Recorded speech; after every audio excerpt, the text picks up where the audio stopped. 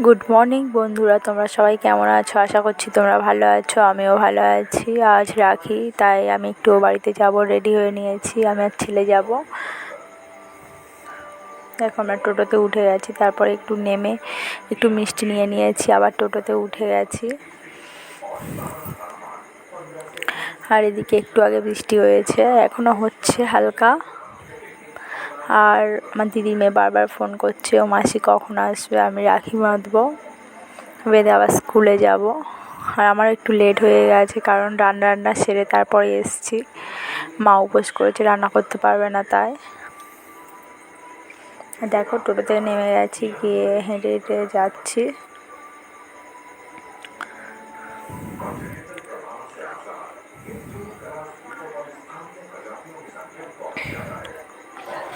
আর ছেলে বাড়ির কাছে গিয়ে বলছে, মা চুপ করো, আমি ভয় দেখাও দিদাকে। তো আমার মা বসে আছে ভাইজিকে নিয়ে ওখানে। এটা আমার ভাইজি। আর দেখো বাড়িতে এসে দেখো আমি একটু বসে থেকে তারপরে চেঞ্জ করে নিয়েছি, ছেলেকেও চেঞ্জ করিয়ে দিয়েছি। আর দেখো এত বদমাইশ, রাখি বাঁধবে, ভিডিও করব তো ভিডিওটাও করতে দেয়নি, আসতে সঙ্গে সঙ্গে রাখি বেঁধে নিয়েছে।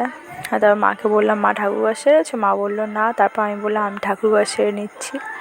আর আমি দেখো গোপালকে একটু রাখি পরিয়ে দিলাম। আমি আর দিদি বিয়ের আগে পড়াতাম, এখনও রাখির দিনে এলে এখানে পড়াই। তারপর ঠাকুরঘর সেরে আমি খেতে বসে গেছি। খেয়ে দিয়ে একটু ঘুমিয়ে নিয়েছি, তারপর আবার ঘুম থেকে উঠে ভাইজিকে নিয়ে বসছি, কারণ বাড়িতে চলে আসবো তো, তাই। তা মা বলছে, দেখ সন্ধ্যা হয়ে যাচ্ছে, যদি যাস তো তাড়াতাড়ি রেডি হয়ে নে, আর না হলে থাক। বোনজিও বলছো মাসি আজ যেতে হবে না। আমি বললাম না, চলে যাই, কারণ শুক্রবার আবার আসবো, আমার ক্লাস মিস হয়ে যাবে। আর শনিবার ভাইজি মানসি করতে যাবে, তাই আসতে হবে। আর তারপর দেখো আমি রেডি হয়ে গেছি। আর বৃষ্টি হচ্ছে এখানে। মা বলছে যেতে হবে না, বৃষ্টি এসছে।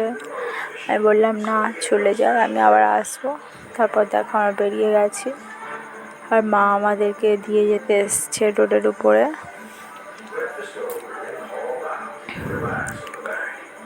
দাদার সঙ্গে দেখা হয়নি, দাদা অফিসে চলে গেছিলো।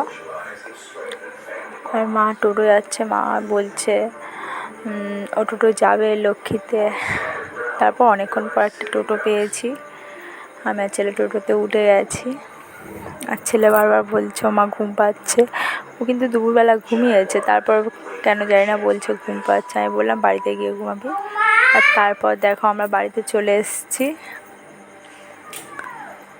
টাটা বন্ধুরা, আবার দেখা হবে পরের ভিডিওতে।